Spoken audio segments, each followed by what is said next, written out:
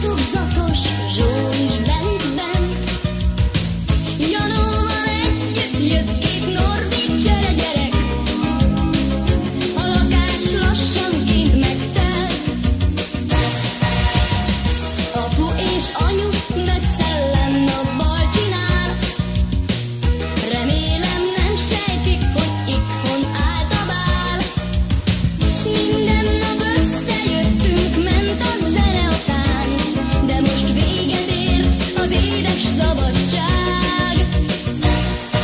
De szép, hogy után a takarítás, 2 hét anyuik nélkül s beér a ház.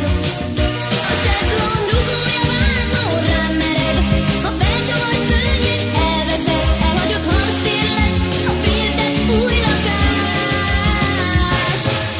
Hát, buli után most takarítás, még szép, bárhova nézek, kitör a frász. Barátom, ne fogyaszt ki, hogy viccelek, mi most viccelni fogunk vízhelyet, mert ha nem lesz rend, jön egy vadatánc.